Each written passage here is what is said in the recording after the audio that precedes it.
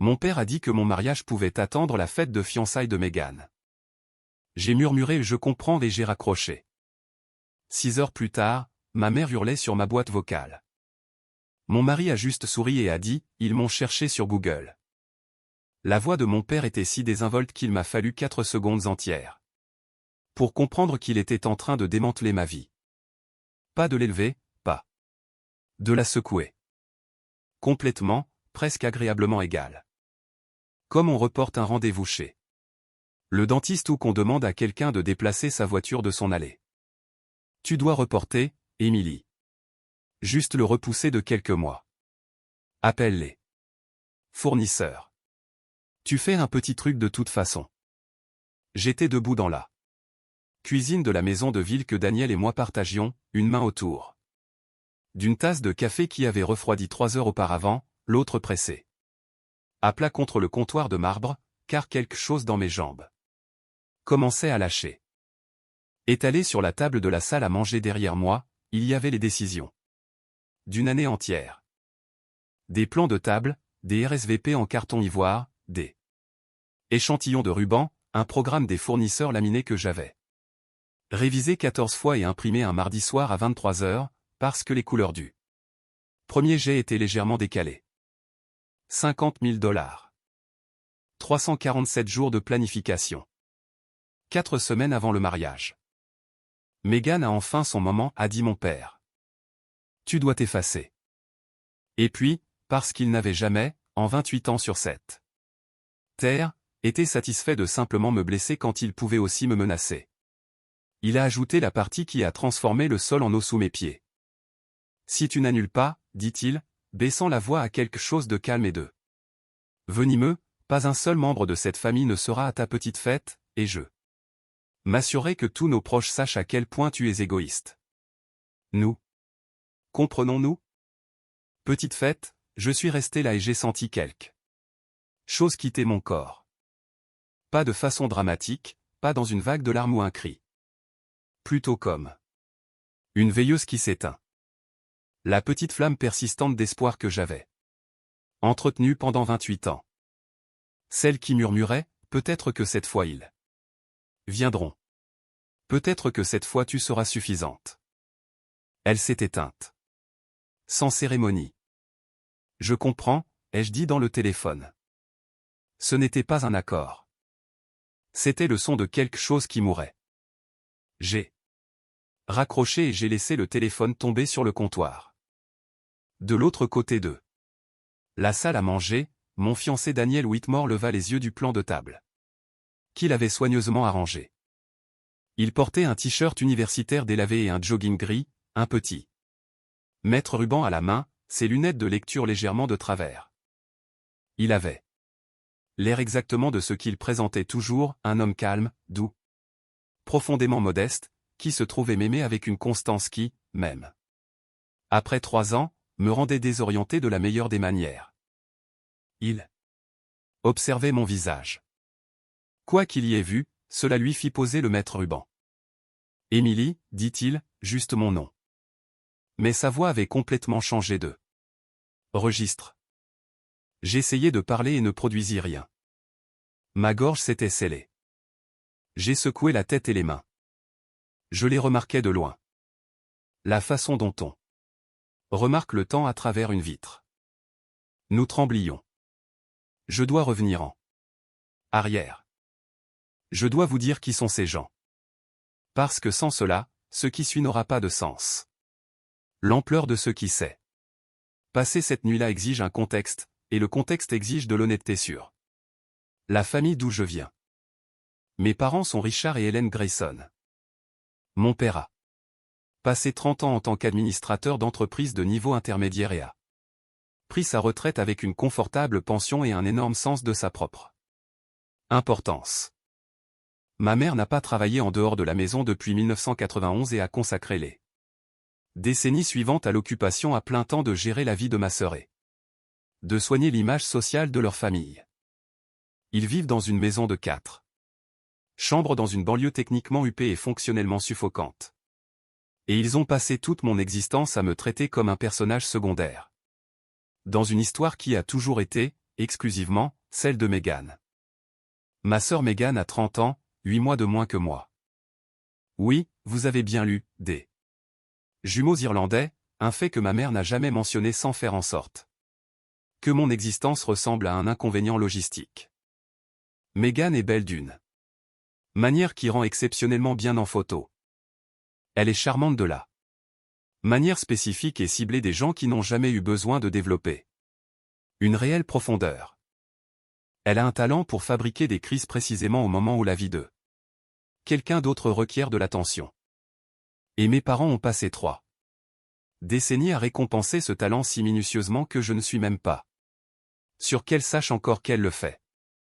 Mes étapes importantes n'existaient pas dans le vocabulaire de notre famille. J'ai obtenu mon diplôme avec mention. Très bien. Ma mère m'a envoyé un SMS 5 minutes avant la cérémonie pour dire qu'il ne viendrait pas, parce que le petit ami de Meghan, qu'elle fréquentait depuis 3 mois à l'université, avait rompu avec elle, et qu'elle était trop fragile pour être laissée seule. Je suis resté sur cette pelouse, en toge et mortier, pendant 2 heures, à regarder d'autres familles pleurer et prendre des photos. Puis je me suis rendu seul à dîner dans un restaurant près du campus et j'ai commandé le plat le plus cher du menu et je l'ai mangé seul. Et je me suis dit que c'était bien, que c'était normal, que toutes les familles avaient des frictions. Je me suis dit cela pendant 28 ans. Je me suis dit tant de choses. Mes promotions passèrent inaperçues. Les nouvelles coupes de cheveux de Meghan étaient célébrées au champagne. Mes fiançailles, avec un homme qu'ils avaient rencontré une douzaine de fois et qu'ils n'avaient jamais pris la peine de rechercher ce qui deviendra pertinent sous peu, furent accueillis par un « Oh, formidable, c'est quand la date, poli et distrait ».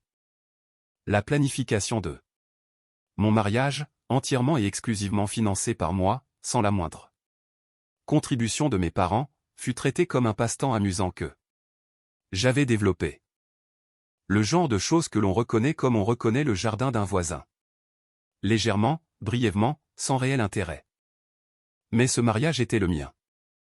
Pendant 1 an, il avait été le mien, et je l'avais farouchement gardé, car je comprenais, d'une manière cellulaire, au niveau de la survie, que si je les laissais s'approcher de son centre, il trouverait un moyen de le prendre. Je n'avais juste pas prévu qu'ils essaieraient de tout prendre. Le nouveau petit ami de Meghan, Julian Ashford, avait fait sa demande. Sa famille était éminente. Proche de la vieille fortune, le nom Ashford associé à un cabinet d'avocats d'affaires de taille moyenne où Julian venait de devenir associé junior. Il avait obtenu un créneau d'annulation pour une fête de fiançailles au Grand Sterling Country Club, le lieu le plus exclusif de la ville. La seule date disponible était le week-end de mon mariage, et mon père, sans la moindre hésitation, m'avait appelé pour m'expliquer que c'était simplement l'événement le plus important et que je devais m'effacer. L'audace était si totale qu'elle en devenait presque drôle. Presque. Mon téléphone s'est allumé sur le comptoir pendant que j'essayais encore de former des phrases. Le groupe de discussion familiale. Les notifications arrivaient si vite qu'elles se confondaient. Une vibration continue contre le marbre. Maman, Émilie, ton père vient de me dire que tu es difficile. Arrête d'être égoïste. Papa, la famille passe avant une fête, Émilie, grandit. Meghan, honnêtement, et M, arrête de faire la victime, la famille de Julian est importante. Toi et Daniel pouvez vous marier au tribunal quand vous voulez, il s'agit de mon avenir. Maman, nous avons besoin que tu confirmes l'annulation d'ici ce soir, sinon nous retirons complètement notre soutien. J'ai fixé le mot « soutien » et j'ai senti un rire s'échapper de ma gorge, les brisé. Soutien. Il n'avait pas contribué un seul centime, ni pour l'acompte du lieu, ni pour le contrat de traiteur, ni pour le fleuriste, le photographe, le quatuor à cordes, ni pour le bloc d'hôtel que j'avais arrangé pour les invités venant de l'extérieur de la ville. Rien. Chaque dollar provenait de mes économies, accumulées en 6 ans de travail de 60 heures. par semaine dans un cabinet d'architecture où j'avais gravi les échelons, de junior assistante à associé senior, à la force d'une compétence purée. Épuisante. Soutien. Mes pouces planaient au-dessus de l'écran. 28 ans de conditionnement me hurlait de taper des excuses. Pour aplanir les choses. Pour trouver un juste milieu qui préserverait la paix et me coûterait tout, et appeler cela de l'amour. Une grande main chaude se referma sur la mienne. Daniel avait traversé la pièce sans que je le remarque. Il entra dans mon espace. Doucement et complètement, et prit le téléphone de mes doigts. Il ne demanda pas. Il n'a pas négocié. Son visage avait subi une transformation que je n'avais aperçue que 2 fois en 3 ans. L'homme silencieux avait complètement disparu, remplacé par quelqu'un que je ne peux décrire que comme sculpté dans quelque chose de froid et d'inamovible. Daniel, ne fais pas ça, ai-je murmuré. La peur était réflexe, profonde de 28 ans. Ils vont, je ne veux pas de guerre. Je ne peux pas gérer une. Émilie. Ses yeux rencontrèrent les miens, et la constance qu'ils affichaient stoppa net. Ma spirale. Regarde-moi. Ils ont fini. Il regarda l'écran. Ses pouces bougeaient. Il n'écrivait pas un paragraphe. Il ne discutait pas de leurs arguments, ni n'expliquait les miens. Il tapa une seule phrase depuis mon compte. Dans le groupe de discussion familiale. Il appuya sur envoyer. Il posa le téléphone face visible sur le comptoir entre nous. Je me penchai et lus ce qu'il avait écrit. Avant de continuer à insulter mon mariage, vous devriez peut-être demander à Daniel ce que signifie son nom de famille. Le chat devint silencieux. Pas une pause. Pas un délai. Silencieux.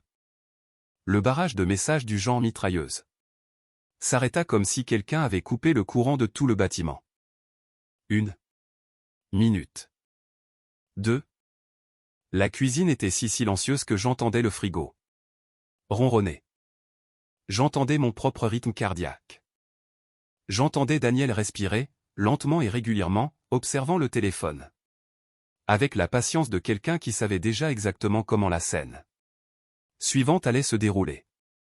Daniel, dis-je prudemment, qu'as-tu fait? Je les ai introduits à la réalité, répondit-il. Sa voix était très calme. Elle n'avait aucune chaleur. 3 minutes après l'envoi du message, ma mère appela, pas un SMS, FaceTime. Vidéo complète, sa photo de contact, un portrait. Professionnellement mis en scène, fortement filtré d'elle et de Meghan. Clignotant sur l'écran par rafales frénétiques, comme un stroboscope. Daniel ne répondit pas. Il ne le fit pas taire. Il le regarda simplement sonner, les bras croisés sur la poitrine. Ils l'ont cherché sur Google, dit-il doucement. Je dois expliquer quelque chose à propos de Daniel. Quand nous nous sommes rencontrés il y a 3 ans lors d'un gala de charité, j'étais là pour représenter mon cabinet. Il était là parce que la fondation de sa famille avait cofinancé l'événement. Il portait un blazer de 5 ans et est rentré chez lui dans une Honda CR-V avec 80 000 miles au compteur. Il n'a jamais mentionné sa famille. Il parlait d'architecture, d'un documentaire qu'il avait vu sur l'urbanisme à Singapour. Des canapés terribles. Il m'a fait rire plus que quiconque depuis des années. Et quand il a demandé mon numéro, j'étais tellement désarmé par sa normalité complète que j'ai presque manqué l'essentiel.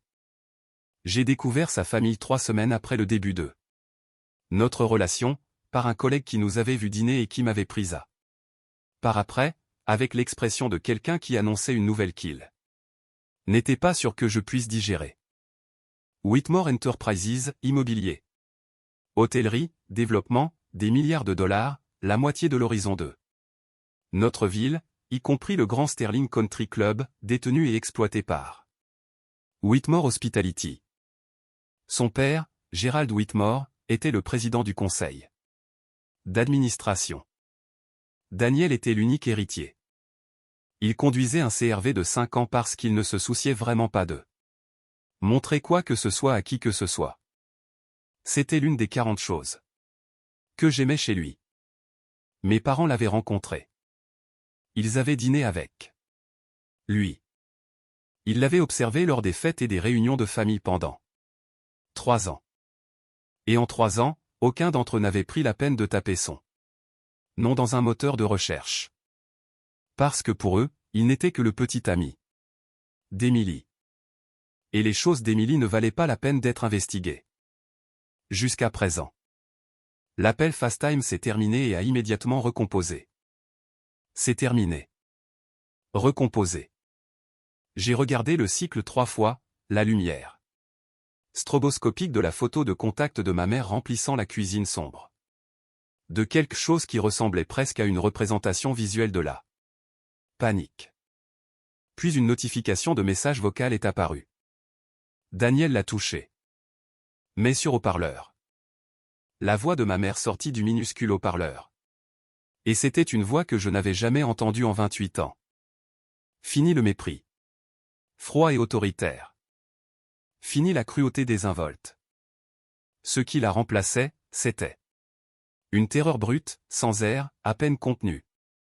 Émilie, ma chérie, réponds au téléphone. Ton père a si mal formulé les choses, c'était une plaisanterie, un simple malentendu. Nous aimons Daniel. S'il te plaît, ma chérie. Le père de Julien est ici. Nous lui montrions juste les plans du mariage. Nous devons en parler tout de suite. S'il te plaît, réponds. Daniel a terminé la lecture. Le père de Julien a vu le groupe de discussion, dit-il. Sa mâchoire était très serrée. Il lui montrait mon nom, se vantant probablement de m'avoir géré, et puis il l'a reconnu. J'ai pressé les 2 mains sur ma bouche, car je venais de comprendre toute la géométrie de ce qui s'était passé. Julian Ashford, le fiancé de Meghan, était un associé junior dans un cabinet d'avocats de taille moyenne en difficulté qui poursuivait agressivement, désespérément, un contrat de représentation majeure avec Whitmore Enterprises depuis 6 mois, c'était, de l'avis général.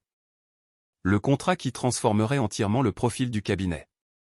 Meghan l'avait mentionné à chaque dîner de famille pendant 6 mois, dissimulant à peine l'implication que l'ascension professionnelle de Julien était la preuve de son excellent jugement en matière d'homme.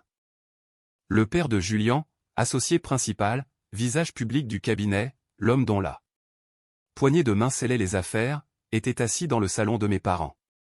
Vraisemblablement en train d'être charmé et flatté et de se faire dire quelle famille importante ils étaient. Quand ma mère a sorti le chat de groupe pour montrer comment ils avaient géré la situation de manière décisive. Et il avait lu les messages. Il avait lu mon père qualifiant le mariage de Daniel de petite fête.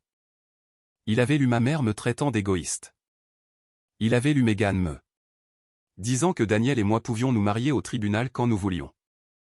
Il avait alors cherché le nom Whitmore sur Google. Et le temps qu'il a fallu à ma mère pour enregistrer la couleur qui se retirait de son visage, toute l'architecture de leurs ambitions sociales avait commencé à se fissurer. Le téléphone de Daniel a vibré dans sa poche.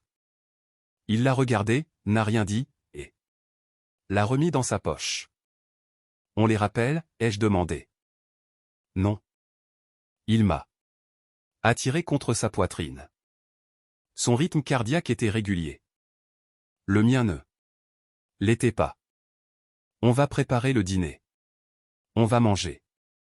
On va laisser la gravité faire ce que la gravité fait. Il avait raison. Il avait presque toujours raison sur des choses comme ça, ce qui est une des raisons pour lesquelles je lui faisais confiance de ma vie. Nous avons cuisiné des pâtes. Nous avons ouvert une bouteille de Barolo que Daniel gardait pour une occasion vraiment spéciale et avons décidé que regarder ma famille s'effondrer y répondait. Pendant 2 heures, mon téléphone a éclairé la cuisine sombre par intermittence. Ma mère, mon père, Meghan, des numéros que je ne reconnaissais pas, le groupe de discussion familiale se ressuscitant avec des messages que je ne pouvais voir qu'en aperçu et que je n'ouvrais pas. J'imaginais ma mère crier sur mon père. J'imagine Mégane appelant Julien en larmes. J'imagine le père de Julien, impassible, recalculant déjà. J'imagine le directeur général du Grand Sterling Country Club sortant la réservation au nom de Grayson Ashford et passant un coup de fil. À 21h14, des pneus ont crissé sur l'asphalte dehors, puis des portières de voiture, plusieurs, puis des pas courant sur l'allée devant la maison, puis des coups, des 2 points frénétiques, secouant le verre dépoli de notre porte d'entrée. Le son résonnant dans la maison comme quelque chose qui se brise. Émilie? Daniel? Ouvrez, s'il vous plaît. La voix de mon père, entièrement dépouillée de son autorité. Ce qui restait sonnait comme un animal qui venait de comprendre les dimensions du piège dans lequel il se trouvait. Je me levai du canapé. Mes jambes étaient chancelantes. 28 ans de conditionnement se déclenchèrent simultanément. Ouvre la porte. Ses jambes étaient instables, 28 ans de conditionnement se sont déclenchés. Simultanément, ouvre la porte, absorbe, fais la paix, excuse-toi d'exister. Daniel était déjà debout. Il se dirigea vers le couloir avec une délibération que je n'avais jamais vue en lui auparavant, chaque pas mesuré, c'est large. Épaules s'épaississant, sa posture se transformant de l'homme doux qui mesurait les couverts en quelque chose d'inamovible. Il me regarda par-dessus son épaule. Reste prêt, dit-il, pas de reste en arrière, mais reste prêt. Il saisit la poignée en laiton, déverrouilla le pêne dormant, et ouvrit la porte. Il ne s'est pas écarté. Il s'est tenu au centre du cadre, sous la lumière jaune crue du projecteur de sécurité. Ma famille ressemblait à des gens qui avaient couru dans la mauvaise direction pendant très longtemps, et qui venaient de percuter le mur. Les cheveux de ma mère étaient ébouriffés. Ses yeux étaient injectés de sang et grands ouverts, sa poitrine se soulevant par petites inspirations paniquées. Mon père se tenait à côté d'elle, se tordant les mains. Une couche de sueur captant la lumière malgré le froid de la soirée. Et derrière eux, dans un trench coat de créateur, se trouvait Mégane. L'arrogance avait entièrement disparu. Elle avait l'air dépouillée, terrifiée, plus jeune qu'elle ne l'avait été depuis des années. Daniel. Oh, Dieu merci. Ma mère s'avança, les bras tendus, son visage tentant de se recomposer en chaleur. Daniel recula d'un demi-pas, Justin, la précision contrôlée de ce mouvement, le refus absolu de la recevoir, l'arrêta en plein élan aussi net qu'un mur. Ses bras retombèrent. Daniel, mon fils, mon père essaya un angle différent, la camaraderie. Nous sommes des hommes ici. Nous nous comprenons. Les choses se sont échauffées au téléphone, tu sais. Comment c'est, les mariages sont stressants, nous sommes venus pour dissiper les malentendus, une terrible, stupide incompréhension. Il n'y a pas d'incompréhension, Richard. La voix de Daniel était monocorde. Il ne l'appela pas, monsieur. Il ne l'appela d'aucun nom empreint de chaleur. Vous avez appelé ma fiancée. Vous lui avez dit d'annuler un mariage qu'elle avait planifié pendant 1 an. Vous l'avez menacée. Vous l'avez traité d'égoïste. Vous avez appelé notre mariage une fête. La gorge de mon père travailla. Maintenant, les familles se disputent, et la situation de Mégane est compliquée. Le père de Julien est un homme très traditionnel. Vous aviez besoin d'un bouc émissaire, dis-je. Je fus surprise par ma propre voix, par sa neutralité. Je sortis de derrière l'épaule de Daniel et entrai dans la lumière, et je regardai mes parents, et pour la première fois en 28 ans, je ne ressentis pas le besoin de me faire plus petite pour accommoder ce que je voyais sur leur visage. Ce que je vis, c'était ceci, 2 personnes effrayées, petites, qui avaient construit tout leur sens de l'importance sur l'échafaudage du statut des autres, et qui découvraient maintenant que l'échafaudage avait toujours appartenu à quelqu'un d'autre. Émilie, s'il te plaît. Meghan passa devant notre mère, et le masque était tombé complètement maintenant. Ce qui restait était une désespoir nue. Authentique, qui était, à sa manière, la chose la plus honnête que j'ai jamais vue d'elle. Le père de Julian a vu les SMS. Il sait ce que nous avons dit à Daniel. Il menace de retirer Julian des négociations contractuelles. Si le contrat Whitmore échoue, son père le retire du cabinet. Si le cabinet perd le contrat, la famille de Julian se retire des fiançailles. Le country club ne répond pas à mes appels. Sa voix se brisa. Tu dois arranger ça. Tu dois appeler le père de Daniel et lui dire que tout va bien. Tu dois. Elle me demandait de me sacrifier. Encore une fois. La dernière fois, je le soupçonnais. La dernière fois qu'elle aurait la position de le demander. J'ai incliné la tête et regardé ma sœur, et j'ai ressenti quelque chose que je n'attendais pas. En termes d'une situation que vous aviez mal interprétée toute votre vie. Ne rends pas les choses plus difficiles qu'elles ne le sont, Meghan, dis-je. J'entendis la cadence exacte de mon père dans ma propre voix, et je la laissai là, car elle était précise. Tu as enfin ton moment. Émilie, sois raisonnable. Le sang-froid de ma mère se brisa complètement, les larmes coulant, sa voix montant vers quelque chose qui m'aurait, un an auparavant, fait courir pour réparer ce que j'avais cassé. Nous sommes ta famille. Non, dis-je. Le mot me semblait poser quelque chose de très lourd. Vous êtes des gens que je connaissais. Je rentrai dans la chaleur de ma maison. Daniel regarda mon père une dernière fois. Pas de mots, juste un regard long. Clair, entièrement calme, qui communiquait tout ce qui devait être communiqué. Puis il tendit la main et ferma la lourde porte en chêne. Le peine dormant s'enclencha avec un bruit comme un point final à la fin d'une très longue phrase. Je restai dans le couloir, le dos contre la porte, et j'expirais ce qui me sembla être la première fois en 28 ans. Le téléphone de Daniel vibra. Il le sortit, regarda l'écran, et son expression se transforma en quelque chose que je ne peux décrire que comme une admiration silencieuse. Il le tendit. Un email du directeur général du Grand Sterling Country Club. Copié à Daniel et à Gerald Whitmore, président du conseil d'administration. Objet, reannulation et mise sur liste noire permanente. Fête de Grayson Ashford. Je le lus 2 fois. Puis je regardai Daniel. Il me regarda en retour et, pour la première fois de la soirée, un petit sourire sincère apparut sur son visage. Viens, dit-il en prenant ma main. Les pattes refroidissent. Je veux vous parler du mariage, car il mérite d'exister. Dans cette histoire comme une chose à part entière, pas seulement comme un décor. À ce qui l'a précédé. Nous nous sommes mariés un samedi après-midi de fin d'automne, dans la grande salle de bal du Saint Régis, entouré d'orchidées blanches en cascade et d'une lumière de bougies qui rendait tout à la fois intime et grandiose.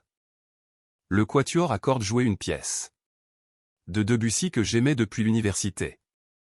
Ma robe était une colonne de soie, avec une petite traîne que j'avais trouvée dans une boutique de mariage un mardi matin 6 mois plus tôt, essayée seule dans une cabine d'essayage pendant que la conseillère attendait dehors, et pleurait pendant environ 4 minutes avant de l'acheter. Après le départ de ma famille de Novi, Daniel avait appelé ses parents. J'avais été terrifié par cette conversation.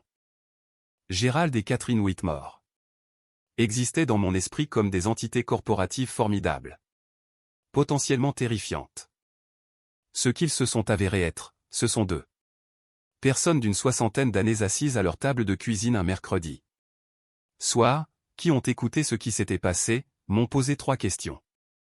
Réfléchi, puis Catherine a dit, eh bien, nous avons toujours voulu une fille. Et Gérald a dit, dites-nous ce dont vous avez besoin. Et c'était tout. Ils ont tranquillement amélioré chaque détail, non pas pour se montrer, ni pour faire une démonstration. Parce que, comme Catherine me l'a dit plus tard, tu avais planifié cela pendant un an avec amour et soin, et nous voulions simplement être à la hauteur de ce que tu méritais. Chaque personne présente dans cette pièce nous aimait. C'était ça, le plus important. J'avais passé tellement de temps à orbiter autour d'une famille qui traitait l'amour comme un levier que j'avais presque oublié ce que c'était d'être dans une pièce où la chaleur était simplement réelle. Pendant notre première danse, j'ai posé mon front contre l'épaule de Daniel et je me suis laissé tenir par quelqu'un qui n'avait jamais, pas une seule fois, demandé que je sois plus petite. Sommes-nous les méchants, ai-je murmuré. La question venait d'un endroit ancien en moi, celle de la jeune femme de 22 ans. Seule sur la pelouse de la remise des diplômes. Ai-je ruiné sa vie? Daniel s'arrêta de bouger. Il me prit le visage. Tu n'as rien ruiné, dit-il. Tu t'es écarté et ils ont trébuché sur leur propre arrogance. Les limites ne sont pas de la violence, Émilie. Elles sont la survie. Il pressa ses lèvres sur mon front. Tu es en sécurité maintenant. J'ai fermé les yeux. Je le crus. La lune de miel fut à Santorin. 12 jours. Une suite avec une terrasse surplombant la caldeira, un bleu si pur et constant qu'il commençait à sembler une présence physique. J'ai éteint mon téléphone le matin du mariage et je l'ai laissé éteint. J'ai vécu entièrement au présent pour la première fois de ma vie d'adulte. Le 3e jour, j'ai eu besoin de vérifier quelque chose. Concernant nos vols de retour, j'ai maintenu le bouton d'alimentation enfoncé. Le téléphone s'est connecté. Une seule notification de message vocal est apparue, contournant mes blocages. Appel. Provenant d'un numéro que je ne reconnaissais pas. Probablement le téléphone d'un voisin ou une ligne d'hôtel. Je l'ai touché. La voix de Mégane a frappé. L'air de Santorin comme quelque chose d'étranger et de faux, tout se bleuait. Cette chaleur soudainement dissonant. Mais ce n'était pas la voix contrôlée et supérieure de l'enfant chéri. C'était rauque, guttural. Le son de quelqu'un qui a réalisé, trop tard, le coup total d'un très mauvais pari. Tu as fait ça, cria-t-elle, le son se distordant. Julien est parti. Il a déménagé. Sa famille ne nous rappelle pas. Tu as détruit mon avenir. Tu as tout détruit. Tu penses que tu peux juste partir et être heureuse? Attends juste. Attends. Juste de voir ce que papa a fait. Le message vocal se coupa. Je me suis assise sur la terrasse sous le soleil égéen, le téléphone à la main, et j'ai attendu la montée de peur, l'adrénaline, le vieux réflexe qui m'aurait fait courir pour rappeler, pour réparer, pour absorber tout ce qui allait arriver. Cela ne vint pas. J'ai posé le téléphone face contre table. J'ai pris mon café. La mer était là. Le soleil était là. Daniel était là, lisant à l'intérieur avec ses lunettes, et dans quelques minutes, il sortirait avec plus de café et s'assoirait à côté de moi sans rien dire pendant un moment, ce qui était l'une de mes choses préférées qu'il faisait. J'ai pensé, quoi que papa ait fait, ça attendra. J'ai pensé, j'ai fini d'avoir peur de la prochaine chose qu'ils feront. J'avais raison sur les deux points. Un an plus tard, je suis assise sur la terrasse en pierre de la maison que Daniel et moi avons construite dans les collines au nord de la ville, l'air d'automne portant des odeurs de fumée de bois et de pin, les plans de ma nouvelle entreprise de design d'intérieur, Emily Whitmore Design, étalée sur la table en fer forgé. Je suis à 3 mois d'une entreprise que j'ai construite grâce à ma propre expertise et à la confiance tranquille et inébranlable de Daniel en moi, et c'est déjà plus que ce que j'imaginais. L'écran de mon téléphone s'illumine silencieusement à côté des plans. Une messagerie vocale bloquée. Ma mère. Au cours des 12 derniers mois, j'ai appris, grâce aux messages occasionnels et aux récits prudents d'une cousine qui me parle encore avec une chaleur sincère, les contours précis de ce qui est arrivé à ma famille après septembre. Le père de Julien a prononcé son ultimatum. Le matin après la confrontation sur le porche. Julien, à son crédit ou pour sa propre préservation, je n'en suis jamais sûr, a choisi le salut professionnel plutôt que la relation. Les fiançailles furent suspendues indéfiniment. La réservation du Grand Sterling fut absorbée dans l'éther avec des milliers de dollars de dépôts non remboursables auprès d'autres fournisseurs. Mes parents, toxiques par association, se retrouvèrent discrètement désinvités des cercles sociaux qu'ils avaient cultivés pendant 30 ans. Mon père, dans un acte spectaculaire d'autodestruction que j'ai toujours du mal à comprendre pleinement, a tenté de poursuivre Whitmore Enterprises pour diffamation et rupture de contrat concernant l'annulation du Country Club. L'équipe juridique interne de Gerald Whitmore, un département qui existe exactement pour ce genre de situation et qui est composé de personnes qui ne perdent pas, l'a enseveli sous une paperasse de représailles et des contre-poursuites pour harcèlement si complète que mes parents ont failli devoir hypothéquer leur maison pour payer les négociations de règlement. Ils ont payé, ils ont signé, ils sont partis. Meghan a 30 ans, vit dans la chambre de son enfance, célibataire et discrètement humiliée dans tous les cercles qu'elle fréquentait. Le message vocal bloqué est diffusé à faible volume, pendant que je prends une note sur la disposition de la zone de réception. La voix de ma mère est méconnaissable par rapport à la femme qui m'a dit de m'effacer pour son enfant chéri. Elle est frêle, suppliante, réduite. Émilie, ma chérie, s'il te plaît, cela fait 1 an. Nous sommes une famille. Nous voulons juste te voir. Tu nous manques tellement. Eh bien, ton père a entendu parler du gala d'hiver et nous avons pensé que ce serait un endroit merveilleux pour montrer à tout le monde que nous sommes à nouveau unis. J'écoute quelques secondes. J'attends la colère, le chagrin, la vieille culpabilité fantôme qui m'assaillait sans prévenir dans les parkings et les douches, le chagrin compliqué et épuisant d'aimer des gens qui ne pouvaient pas vous aimer correctement. Ce que je ressens à la place est le rien, pas l'engourdissement. Le rien est différent de l'engourdissement. L'engourdissement est une absence texturée, une blessure qui a été gérée. Le rien est simplement ce qui reste quand quelque chose qui ne vous a jamais servi a enfin complètement fini. Je supprime le message vocal avant qu'elle ne termine la phrase. La porte-fenêtre s'ouvre. Daniel sort, vêtu d'un épais pull en tricot, portant 2 tasses de thé Earl Grey. Il en pose une à côté des plans, se place derrière ma chaise, et dépose un baiser chaud et lent sur le sommet de ma tête. Ses mains se posent sur mes épaules, solides et légères. Tout va bien, demande-t-il. Je repose ma tête contre lui.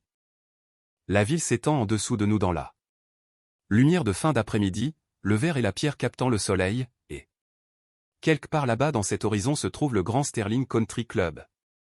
Et la banlieue de mes parents. Et le cabinet d'avocat où Julian Ashford essaie probablement encore de reconstruire ce que l'arrogance de sa famille lui a coûté, et rien de tout cela n'a plus de pouvoir sur moi. Parfait, dis-je. Pendant 28 ans, ils m'ont dit que j'étais l'ombre, la figurante, celle qui attendait en coulisses pour que la vraie histoire puisse se dérouler sur scène. Voici ce qu'ils n'ont jamais compris, ce que les narcissiques ne comprennent jamais des gens qu'ils ont passé des années à rabaisser. Tu ne peux pas éteindre la lumière de quelqu'un en refusant de la regarder. Tu te rends juste aveugle. J'ai pris le stylo. J'ai écrit ma propre histoire sans eux. Le thé est chaud. L'air sent la fumée de bois. Les mains de Daniel sont chaudes sur mes épaules. Les plans de mon cabinet sont devant moi, et ils sont bons, et ils sont à moi. Je suis enfin, complètement, terrifiante libre, et ils sont toujours là dans l'obscurité, frappant à une porte qui ne s'ouvrira plus. Jamais.